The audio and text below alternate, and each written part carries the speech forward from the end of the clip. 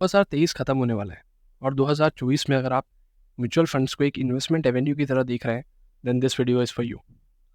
सो बहुत सारे लोग कहते हैं कि म्यूचुअल फंड्स एक तरीका है जिससे आप करोड़पति बन सकते हैं। अब ये सुनते ही लोग के कान खड़े हो जाते हैं। वो सोचते हैं कि वो भी करोड़पति बन सकते हैं by investing in mutual funds और शुरू कर देते हैं इन्वेस्ट करना म्यूचुअल फंड्स में, without having a proper understanding of it कि क्या होता है एक म्यूचुअल फंड, कितने टाइप्स के फंड्स होते हैं, क्या रिस्क एपिटाइट होता है एक इंडिविजुअल का, कौन सा तरीका बेटर है, डायरेक्ट इन्वेस्टिंग और indirect way of investing in mutual fund. So ऐसी बहुत सारी चीज़ें हैं जिसे हम इग्नोर कर देते हैं while investing in mutual funds. In this video we will cover all the important aspects of the mutual funds, so watch this video till the end to know more. Here is the list of things which we are going to cover in this video. Now let's start the same with a simple question: what is a mutual fund? So asset management companies creates a fund जिसमें बहुत सारे investors से पैसा इकट्ठा किया जाता है और उस इकट्ठे किए हुए पैसे को इन्वेस्ट कर दिया जाता है इक्विटीज़ में, स्टॉक्स में, बॉन्ड्स में, मनी मार्केट इंस्ट्रूमेंट्स और सिक्योरिटीज़ में। और जो भी इनकम और या गेन जो भी होता है उस कलेक्टिव इन्वेस्टमेंट पे उसे प्रोपोर्शनेट बेसिस पे इन्वेस्टर्स को वापस कर दिया जाता है after deducting the few expenses and calculating the NAV. अब एनएवी क्या होता है? तो एनएवी होता है एक नेट असेट वैल्यू जिसके बारे में हम डिटेल में लेटर इस वीडियो में बात करेंगे। सो सिंपली ये होता है एक म्यूचुअल फंड। अब जब भी आप एक म्यूचुअल फंड खरीदते हैं तो आपको उसके बदले शेयर्स नहीं मिलते, आपको यूनिट्स दिए जाते हैं। तो सपोज़ हम इसे एक एग्जाम्पल से समझते हैं। तो मान लीजिए एक दुकानदार है जिसके पास एक चॉकलेट का बॉक्स है 40 रुपये का, जिसके अंदर 12 चॉकलेट है। अब वो दुकानदार उस चॉकलेट के बॉक्स को पूरा बेचना चाहता है, यानी वो एक एक चॉकलेट नहीं बेचना चाहता उस बॉक्स में से, वो पूरे बॉक्स को एक साथ बेचना चाहता है।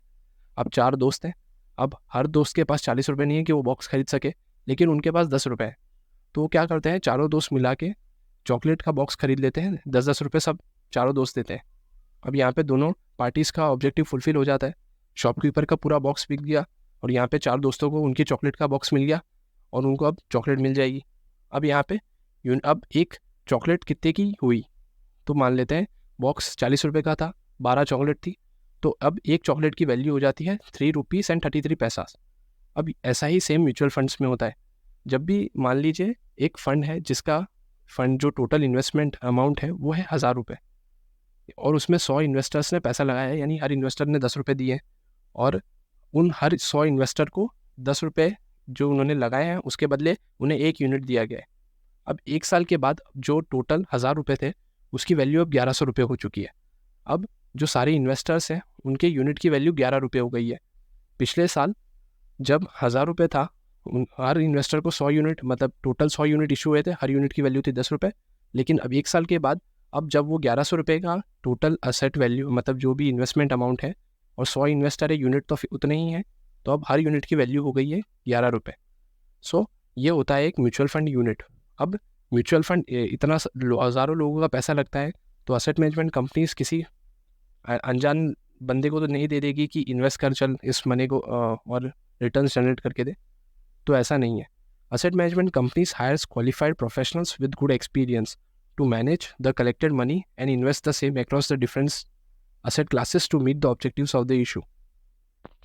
Now let us understand what is net asset value. Just like equity share has a traded price, वैसे ही म्यूचुअल फंड में हर यूनिट की एक नेट एसेट वैल्यू होती है।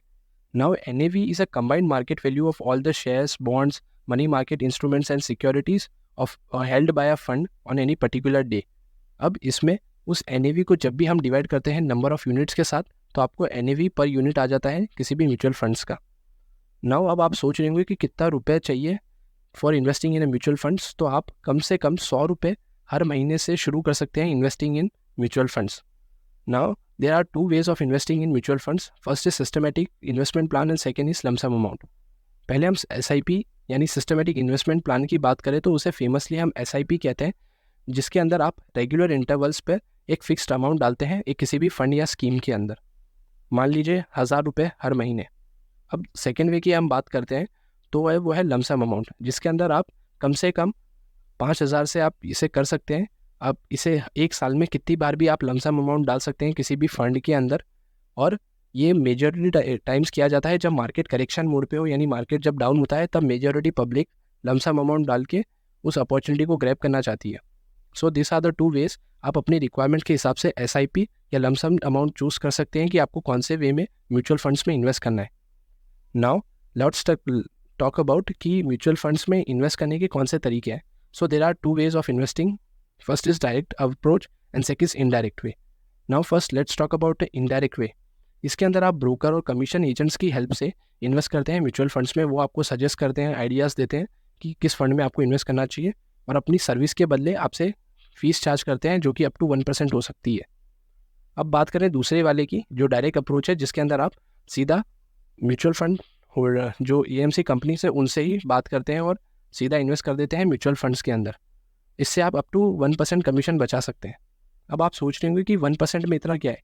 सो अगर आप लंबे टाइम ड्यूरेशन के लिए देखें, यानी 10 साल, 15 साल या 20 साल, तो आप 1% से आपके इन्वेस्टमेंट वैल्यू पर काफ़ी असर पड़ जाता है. यानी जो भी इनडायरेक्ट वे में आप इन्वेस्ट करते हैं, जो भी इन्वेस्टमेंट वैल्यू होगी आपकी, जब आप इनडायरेक्ट वे अप्रोच से म्यूचुअल फंड में इन्वेस्ट करेंगे, वो थोड़ी कम होगी as compare to direct way of investing in mutual funds. So लंबे टाइम होराइजन में direct way of investing in mutual funds ज़्यादा हेल्प करता है for investing in mutual funds. अब आप डायरेक्ट वे में कैसे कर सकते हैं. So you can invest through online on a funds website और इन इट्स RTAs साइट और एनी फिनटेक प्लेटफॉर्म से भी आप डायरेक्ट किसी भी फंड में इन्वेस्ट कर सकते हैं.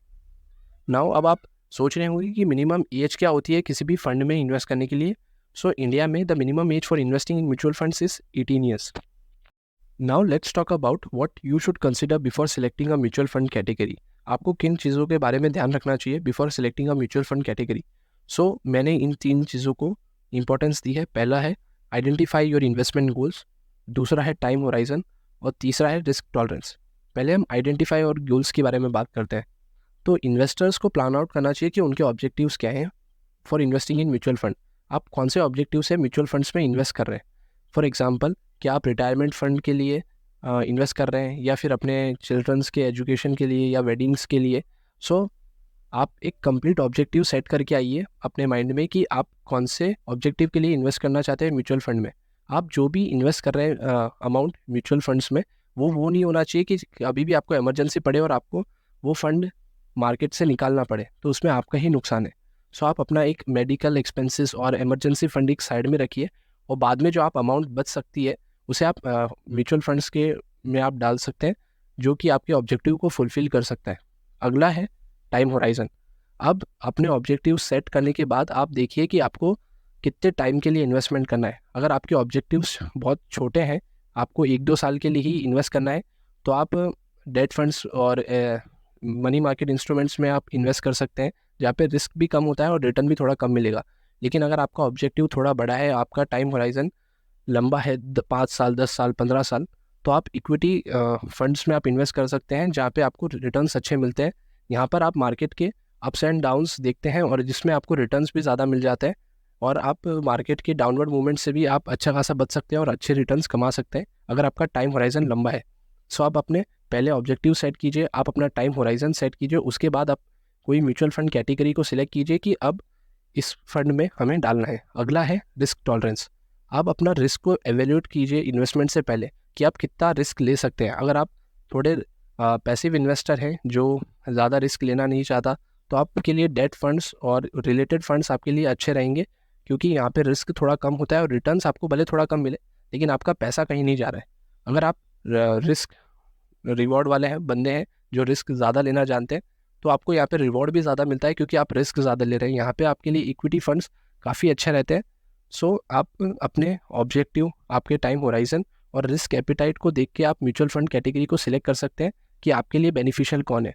अगर कोई स्टूडेंट है या फिर कोई यंग पर्सन है जिसकी एज अराउंड 20 और 30 के बीच में है, तो उनके लिए जो मेजरली जो एडवाइजर्स होते हैं सेबी रजिस्टर्ड, वो एडवाइस करते हैं कि आप इक्विटी फंड्स में ज़्यादा अपना मेजॉरिटी फंड डालिए, क्योंकि आपके पास एक लॉन्ग ड्यूरेशन ऑफ टाइम है अपनी इन्वेस्टमेंट को ग्रो करने के लिए. लेकिन अगर आप एक मिडल एज पर्सन है जिसकी एज अराउंड 45 to 50 ईयर्स है, तो आपको प्रेफरेबली जो एडवाइसर्स है वो रिकमेंड करते हैं कि आप डेट ओरिएंटेड फंड्स में ज़्यादा इन्वेस्टमेंट कीजिए. अपना पोर्शन जो है वो ज़्यादातर डेट इंस्ट्रूमेंट्स में डालिए, ताकि आप जो इन्वेस्टमेंट वैल्यू उसे ना खोए. आपके भले रिटर्न थोड़ा कम होगा, लेकिन आपका पैसा कहीं नहीं जाने वाला, क्योंकि उस जो एज है इन्वेस्टर की, उसमें वो पैसा चाहिए इन्वेस्टर को फॉर अ पर्टिकुलर रीज़न. सो वहाँ पे आप ज़्यादा रिस्क नहीं ले सकते, क्योंकि आपके लिए फिर इनकम अपॉर्चुनिटीज़ काफ़ी कम हो जाती है कि आप अपनी इनकम को दोबारा से रिस्टार्ट कर सकें. सो ये कुछ चीज़ें हैं जो इन्वेस्टर्स को ध्यान रखनी चाहिए before investing in a mutual fund और कोई कैटेगरी सिलेक्ट करने से पहले। अब जब आपको आपका ऑब्जेक्टिव पता है, आपको आपका टाइम होराइजन पता है, आपको आपका रिस्क एपेटाइट पता है कि कितना आप रिस्क ले सकते हैं, अब किसी भी म्यूचुअल फंड को सिलेक्ट करने से पहले आपको कुछ फैक्टर्स का ध्यान रखना ज़रूरी है। पहला है फंड की परफॉर्मेंस। इन्वेस्टर्स को कम से कम 3 से 5 साल की पास्ट परफॉर्मेंस चेक करनी चाहिए एक पर्टिकुलर फंड की जिसमें आप इन्वेस्ट करने वाले हैं, कि उसने मार्केट के अप्स एंड डाउन्स में कैसा परफॉर्म किया है। क्या वो फंड कंसिस्टेंट है रिटर्न्स देने में? क्या मार्केट के अप्स एंड डाउन्स में क्या उसकी परफॉर्मेंस कैटेगरी से नीचे चली जाती है? क्या होता है वो एक फंड कैसा परफॉर्म कर रहा है ओवरऑल, ये एक इन्वेस्टर को पता होना चाहिए ताकि वो उसमें अच्छे से इन्वेस्ट कर सके। अगला होता है नेट असेट वैल्यू। अब NAV जो मेजरली फंड्स होते हैं उसमें जिसका NAV हाई होता है वो थोड़ा एक्सपेंसिव होते हैं और वहाँ पे ग्रोथ अपॉर्चुनिटी शायद आपको थोड़ी कम मिल सकती है। वहीं जिसका NAV थोड़ा कम होता है वहाँ पे आपको ग्रोथ अपॉर्चुनिटीज़ थोड़ी शायद ज़्यादा मिल सकती है। तो ये एक मेजरली ज़्यादातर लोग सब मानते हैं। फिर तीसरा होता है AMC परफॉर्मेंस। अब यहाँ पे जो फंड हाउसेस होते हैं AMC कंपनीज, वो बहुत सारी स्कीम्स रन करती है अपने अंडर। अब आपको चेक करना चाहिए कि वो AMC कंपनी ट्रस्टवर्दी है या नहीं, उसकी जो ऑलरेडी जो बहुत सारी स्कीम्स चल रही हैं वो कैसा परफॉर्म कर रही हैं, क्या वो अंडर परफॉर्मेंस में है, अच्छा परफॉर्म कर रही है या फिर एवरेज। तो AMC की रेप्यूटेशन, उसकी कंसिस्टेंसी, वो भी एक मैटर करती है किसी भी फंड में पैसा डालने से पहले।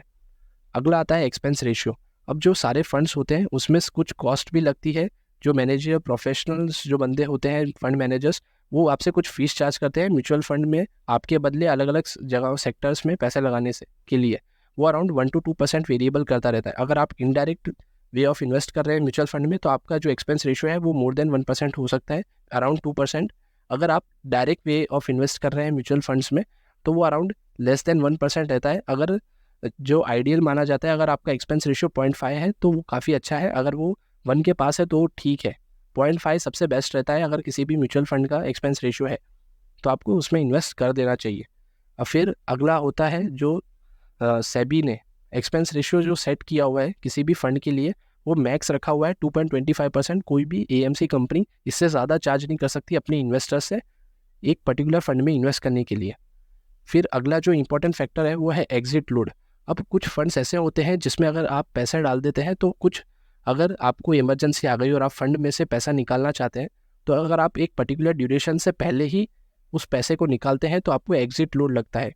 वो फंड टू फंड डिफर करता है कि किस में कितना लग रहा है, लेकिन आपको वो चेक करना चाहिए फंड में इन्वेस्ट करने से पहले कि अगर आपको इमरजेंसी में कुछ भी इमरजेंसी हो और आपको पैसे की ज़रूरत पड़ गई तो आप उसमें से निकालते हैं तो आपका कितना % पैसा आपको वापस नहीं मिलने वाला है। ये जनरली डिफ़र करता है from AMC to AMC on fund to fund.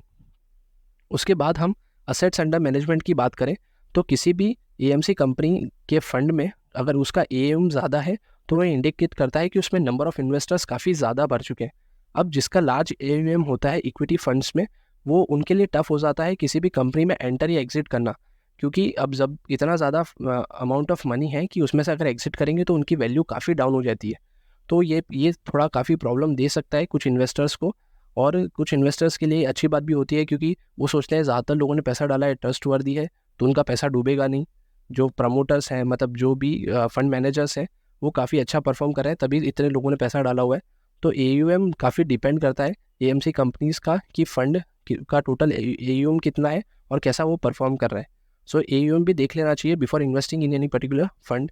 फिर अगला आता है experience of the fund manager. ये काफ़ी इंपॉर्टेंट रहता है क्योंकि जो सेबी ने जो फंड मैनेजर्स के लिए गाइडलाइंस फॉलो की होती है कि कौन प्रोफेशनल बंदे हैं जो ये काम कर सकते हैं, तो आपको देखना चाहिए वो क्वालिफाइड हैं या नहीं, उनका पास परफॉर्मेंस कैसा रहा है, उन्होंने कौन से फंड्स पहले मैनेज किए हैं, उनके रिटर्न्स क्या है हिस्टोरिकली। तो ये देखने से आपको पता चलता है कि उनकी आइडियोलॉजी क्या है, कि वो कौन से सेक्टर्स को लेके ज़्यादा बुलिश है, बेरिश है, और उनकी जो पास परफॉर्मेंस है उससे आप अंदाज़ा लगा सकते हैं कि वो कैसा कर रहे हैं फ्यूचर के अंदर। सो ये कुछ फैक्टर्स हैं तो जिन पे इन्वेस्टर को ज़्यादा ध्यान देना चाहिए। मेजरली जो ध्यान देने वाली चीज़ है वो है एक्सपेंस रेशियो, AMC की परफॉर्मेंस, फंड की परफॉर्मेंस और एग्जिट लोड। ये चीज़ें कुछ ज़्यादा इंपॉर्टेंट है, तो ये काफ़ी आपको ध्यान से देखना चाहिए। बहुत सारी वेबसाइट्स है जहाँ पे आप देख सकते हैं, बहुत सारे जो फाइनेंशियल इंस्टीट्यूशंस हैं, ब्रोकर्स हैं, ये सारी सर्विसेज अवेल करवाते हैं डायरेक्टली और इनडायरेक्टली। सो आप कम्प्लीटली फंड टू फंड आप देख सकते हैं। एक वेबसाइट है ET मनी, ये कोई स्पॉन्सर्ड वीडियो है नहीं, ये एक जस्टली मैं यूज़ करता हूँ। सो इट्स काइंड ऑफ वे जहाँ पे मैं देखता हूँ कि किसी भी फंड का क्या AUM है, NAV क्या है। तो एक अच्छी वेबसाइट है, आप ये ट्राई कर सकते हैं। India, there is a lot of options for the mutual funds investors to invest in different kinds of schemes. There are different types of mutual funds in India. Let's start with equity funds. As the name suggests, इसमें majorly जो money invest होता है वो stocks में किया जाता है, जो हाईली रिस्की होता है। दूसरा होता है debt funds. Debt funds primarily invest in fixed income security such as bonds, treasury bills etcetera. यहाँ पे जो फिक्स्ड इंटरेस्ट रेट होता है इन्वेस्टमेंट में वो फिक्स रहता है, मैच्योरिटी रेट भी फिक्स होती है। ये ग्रेट ऑप्शन रहता है for passive investors looking for a regular income with a minimal risk. तीसरा होता है मनी मार्केट फंड्स, जो मेजरली इन्वेस्ट करता है बॉन्ड्स में, ट्रेजरी बिल्स में, गवर्नमेंट डेटेड सिक्योरिटीज़ और सर्टिफिकेट्स ऑफ डिपॉजिट्स में। यहाँ पर जो प्लान होता है वो शॉर्ट ड्यूरेशन का होता है, अराउंड 13 मंथ्स मैक्स। चौथे होते हैं हाइब्रिड फंड्स। हाइब्रिड फंड्स एक बैलेंस फंड्स भी कहते हैं, क्योंकि ये दोनों में, स्टॉक्स में और डेट इंस्ट्रूमेंट्स दोनों में इन्वेस्ट करते हैं। ये उन इन्वेस्टर्स के लिए अच्छा है जो डेट फंड से ज़्यादा रिस्क लेना चाहते हैं और इक्विटी फंड से थोड़ा कम। सो ये मिक्स रहता है। अब बेस्ड ऑन इन्वेस्टमेंट गोल्स की हम बात करें तो पहला होता है growth funds. Growth funds usually allocate a considerable portion in shares and growth sectors suitable for investors जो मोस्टली मिलेनियल्स होते हैं, जो जिनके पास एक आइडियल मनी होता है और वो ग्रेट रिस्क लेना जानते हैं, तो उनके लिए ग्रोथ फंड्स काफ़ी अच्छे होते हैं। इसमें रिस्क काफ़ी ज़्यादा होता है। अब अगला आता है इनकम फंड्स। अब ये आइडियली डेट फंड जो होते हैं उनकी फैमिली से ही बिलोंग करते हैं। यहाँ पे जो इन्वेस्टमेंट होराइजन होता है वो कम से कम 2 से 3 साल का होना चाहिए और ये रिस्क अवर्स इन्वेस्टर्स के लिए अच्छे रहते हैं। अगला है liquid funds. Liquid funds also belong to the debt fund category. यहाँ पे जो इन्वेस्टमेंट होता है वो डेट इंस्ट्रूमेंट्स में किया जाता है और यहाँ पे जो ड्यूरेशन है वो लेस देन 91 डेज होता है। अगला है टैक्स सेविंग फंड्स। इंडिया के अंदर पिछले कुछ सालों में टैक्स सेविंग फंड्स काफ़ी अच्छे से ग्रो कर रहे हैं। यहाँ पे जो मेजॉरिटी रिटर्न होता है वो अराउंड 14 to 16% एवरेज रिटर्न मिल जाता है इन्वेस्टर्स को, और ये फंड्स उनके लिए अच्छे होते हैं जो सैलरीड एम्प्लॉयज़ होते हैं with a long term investment horizon. अब अगला होता है एग्रेसिव ग्रोथ फंड्स। यहाँ पे हैवीली इन्वेस्ट किया जाता है स्टॉक्स में, रिस्क भी काफ़ी ज़्यादा होता है। अगला होता है कैपिटल प्रोटेक्शन फंड्स। यहाँ पर जो मेजरली फोकस होता है वो कैपिटल प्रोटेक्शन पे होता है। यहाँ पे आपको रिटर्न थोड़ा कम मिलता है, अराउंड 12% मैक्स आपको रिटर्न मिल सकता है इन कैपिटल प्रोटेक्शन फंड्स में। उसके बाद आते हैं फिक्स्ड मैच्योरिटी फंड्स। यहाँ पे जो इन्वेस्टमेंट की ड्यूरेशन है वो फिक्स होती है, प्रीडिटरमाइंड होती है पहले से ही। अगले आते हैं फिर pension funds. Pension funds are suitable for the people who wants to generate income after retirement for different expenses like child marriage और दूसरे पर्पसेस के लिए पेंशन फंड्स काफ़ी सही रहते हैं, और ये बहुत सारी बैंक्स और इंस्टीट्यूशंस पेंशन फंड्स की सर्विस देते हैं अपने कस्टमर्स को। अब mutual funds based on risk की बात करें, सो देर आर 4 टाइप्स ऑफ, उसमें भी अलग अलग होते हैं। पहला है वेरी लो रिस्क फंड। यहाँ आपको मेजरली अराउंड 6% रिटर्न मिल सकता है एट बेस्ट। उसके बाद आते हैं लो रिस्क फंड्स। यहाँ पे आपको रिटर्न जो मिलते हैं वो अराउंड होते हैं 6 to 8% के। उसके बाद आते हैं मीडियम रिस्क फंड्स। यहाँ पे जो रिटर्न्स होते हैं वो 9 to 12% होते हैं। उसके बाद जो हाईली रिस्क फंड्स हैं सब मैक्स, यहाँ पे रिटर्न्स एवरेज अराउंड 15% होता है, लेकिन बहुत सारी स्कीम्स आपको अराउंड 20% रिटर्न भी दे देती है अपने इन्वेस्टर्स को। फिर आते हैं specialised mutual funds, sector funds. अब यहाँ पे जो सेक्टर फंड्स हैं ये पर्टिकुलर एक सेक्टर में इन्वेस्ट करते हैं, जैसे कि सेक्टर्स हो गए बैंक, IT। तो ये इन जो फंड्स है ये सिर्फ IT सेक्टर की जो कंपनीज है जैसे TCS, Infosys, Wipro, HCL, tech Mahindra, इन्हीं में इन्वेस्ट किया जाता है। तो ये काफ़ी रिस्की रहते हैं। अगर वो सेक्टर ने अच्छा किया तो आपको अच्छे पैसे मिलेंगे, और वो सेक्टर पिछले कुछ सालों से अच्छा नहीं कर रहा है तो आपको रिटर्न भी वैसे ही मिलेंगे। और फिर आते हैं इंडेक्स फंड्स। अब ये इंडेक्स फंड्स ये किया जाता है, index fund puts money in an index and index funds identify stocks and there corresponding ratio in the market index and put the in the similar portion in similar stocks. यानी ये index को copy करते हैं। Nifty for example, Nifty 50 में जो भी stocks हैं, एक फंड वो निफ्टी 50 के सारे स्टॉक्स को लेता है और प्रोपोर्शनेटली बेसिस पे, यानी निफ्टी 50 में उस पर्टिकुलर स्टॉक का कितना पोर्शन है उसके हिसाब से उतना ही अमाउंट उस फंड में डाल देता है। तो ये काफ़ी मतलब इंडेक्स को ही कॉपी करते हैं, और इंडेक्स का जो भी रिटर्न होता है एक साल में वो ही ये मेजरली ये स्टॉक्स आपको रिटर्न देता है ये फंड्स में से। फिर आते हैं इमर्जिंग मार्केट फंड्स। अब यहाँ पे जो डायनामिक एमर्जिंग मार्केट है फ्यूचर में, कि जहाँ पे ग्रोथ काफ़ी अच्छी होने वाली है, जैसे कि इंडिया, अफ्रीकन कंट्रीज़, वियतनाम हो गए और दूसरी कंट्रीज़, यहाँ पे इन्वेस्ट किया जाता है जो आगे जाके फ्यूचर में बढ़ने वाली है। तो ये हो गए इमर्जिंग मार्केट फंड्स। फिर आते हैं इंटरनेशनल फॉरेन फंड्स। अब इंटरनेशनल फॉरेन फंड्स में कॉन्सेंट्रेट किया जाता है फॉरेन मार्केट्स में ही, for example US, European markets, Australian market, Chinese market. So इन फॉरेन मार्केट्स में ही पर्टिकुलरली फोकस किया जाता है, यहाँ पे थोड़ा रिस्क भी ज़्यादा रहता है। फिर आते हैं ग्लोबल फंड्स। अब ग्लोबल फंड्स में ऐसा है कि फंड्स जो टोटल अमाउंट है जैसे कि 100 रुपये, उसमें से 60 और 50% इंडिया में इन्वेस्ट होगा, बचे हुए पैसे दूसरी मार्केट्स में इन्वेस्ट होगा। सो ये है डिफरेंस बिटवीन इंटरनेशनल और foreign funds and global funds के बीच में। फिर आते हैं कमोडिटी फोकस फंड्स। अब इंडिया में सिर्फ गोल्ड में ही आप म्यूचुअल फंड स्कीम कर सकते हैं, बाकी और किसी में अलाउड है नहीं। वरना इन पर्टिकुलर जो स्कीम्स होती हैं ये कमोडिटी फोकस्ड स्टॉक फंड्स, यहाँ पर बहुत सारी कमोडिटीज़ में पैसा लगाया जाता है। फिर आते हैं एक्सचेंज ट्रेडेड फंड्स। अब ये खरीदे और बेचे जाते हैं एक्सचेंजेस पे। An ETF is like a mutual fund that can be traded in a real time at a price that may rise और a fall many times in a day. So ये कम्प्लीटली एक्सचेंज के ऊपर trade किए जा सकते हैं। ये भी काफ़ी पॉपुलर हैं अभी इंडिया के अंदर। बेसिकली म्यूचुअल फंड्स 3 टाइप के होते हैं, equity funds, debt funds and hybrid funds, जिसके बारे में हमने पहले भी बात की। अब हम इक्विटी फंड्स को और डीप में समझें तो उसके अंदर एक होता है मार्केट कैपिटलाइजेशन के बेस पे, जिसमें आ जाते हैं large cap funds, small cap funds, mid cap funds, जिसमें स्पेसिफिकली जैसे कि कोई लार्ज कैप फंड है तो उसमें जो मेजॉरिटी इन्वेस्टमेंट होगा वो लार्ज कैप कंपनीज़ पे होगा। वैसे ही मिड कैप में मिड कैप कंपनीज़ पे फोकस होगा और स्मॉल कैप में स्मॉल कैप जो कंपनीज़ है उस पर फोकस होगा। अब हम उसको डाइवर्सिफिकेशन के बेस पे देखें तो आता है मल्टी कैप। मल्टी कैप के अंदर जो हर कंपनीज है जैसे कि large cap companies, mid cap and small cap, सब में थोड़ा थोड़ा पैसा इन्वेस्ट किया जाएगा। वहीं अब फ्लेक्सी कैप जो फंड्स होते हैं उसके अंदर जो फंड मैनेजर होता है वो अपने हिसाब से फंड सेलेक्ट करता है, सेक्टर सेलेक्ट करता है कि कौन से कंपनीज में डालना है, कि लार्ज कैप में ज़्यादा पोर्शन रखना है इन्वेस्टमेंट अमाउंट का, कि मिड कैप में या स्मॉल कैप में, और वो फंड मैनेजर मार्केट की सिचुएशंस के हिसाब से अपने इन्वेस्टमेंट को चेंज करता रहता है। वैसे ही एक आता है सेक्टर एंड थीम्स के बेस पे, जिसके बारे में हमने पहले भी बात की कि कोई फंड है जो सिर्फ IT सेक्टर पे फोकस करता है, कोई है सेक्टर जो बैंकिंग सेक्टर पे ही फोकस करता है। सो ये थे कुछ इक्विटी फंड्स। अब हम डेट फंड्स की बात करें तो पार्क योर सेविंग्स आ जाता है, जिसमें कुछ फंड्स होते हैं जो सिर्फ ओवरनाइट के लिए होते हैं, जिसमें आप अप टू 1 वीक के लिए इन्वेस्टमेंट करते हैं।